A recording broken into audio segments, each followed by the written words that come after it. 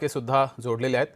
संदेजी, शरद पवार यांचा पक्ष जर सत्तेमध्ये गेला, भाजपासोबत गेला तर तुम्हाला चालणार आहे का?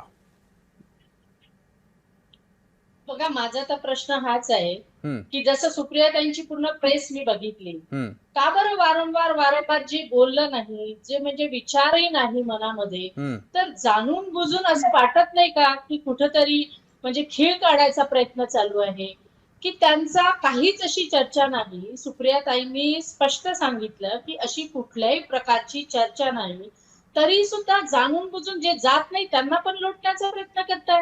हम्म। म्हणजे काय चाललंय या महाराष्ट्रामध्ये?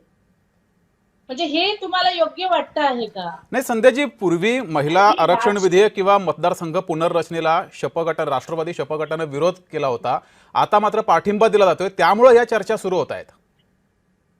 हे नाही बघा, नाही, त्यांनी जे हे एक सांगितलं, वास्तव नाहीये हे. प्रेस मी नीट बघितली. हम्म, त्यांनी सांगितलं डिलिमिटेशनचं जे होतं, मुद्दा आहे 50% आरक्षणाचा, हम्म, 33% हो, आरक्षणाचा, त्याला सर्वांचा पाठिंबा आहे आणि आम्ही सर्व आघाडीचे लोक आम्ही पाठिंबा देतो आहे, आम्ही सांगितलंच आहे. हम्म, परंतु त्यांनी जे बिल ठेवलेलं आहे डिलिमिटेशनचं, त्या डिलिमिटेशनवर ही सगळी चर्चा झाली की ज्या पद्धतीने त्यांनी, म्हणजे कसं आहे की त्यांनी तर फसवलंच आहे आम्हाला, चक्क फसवलेलं आहे. कारण मी सुप्रियाजींची जी प्रेस पाहिली, त्यांनी सांगितलं की अमित शहाजींनी सभागृहामध्ये सांगितलं होतं की 1 तासाचा जर वेळ आम्हाला दिला तर मी 50% आरक्षणाचं बिल तयार करून आणतो, आणि त्याच्यामध्ये नमूद सुद्धा नाही, हम्म, त्याच्यामध्ये एक अक्षर सुद्धा नाही. म्हणजे असं खोटं जनतेला फसवायचं, महिलांना फसवायचं, जेव्हा की तुमचं जे बिल डिलिमिटेशनचं होतं, आरक्षणाचं नव्हतं.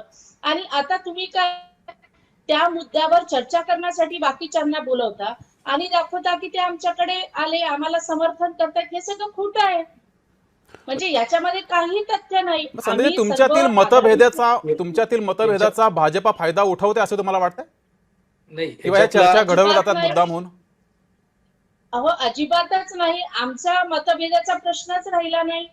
कारण मी तुम्हाला सांगते की मी डिलिमिटेशनला काम केलेलं आहे. हम्म, मला नीट माहिती आहे डिलिमिटेशन काय आहे.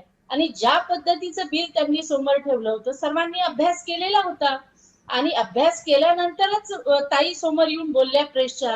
कारण विनाकारण कोणाला चिमटे काढायचे, हा प्रकार भाजप कायम करत आहे. हम्म, आणि आजही सुद्धा त्यांनी तोच कार्यक्रम सुरू केलेला आहे. ठीक आहे। कोणीही त्यांच्या बाजूने जाणार नाही आहे. स्पष्ट आम्ही जिथे आहोत तिथेच आहोत. आदरणीय सुप्रियाताईंनी सुद्धा प्रेसमध्ये हेच सांगितलंय, मी सुद्धा तुम्हाला हे सांगते. परंतु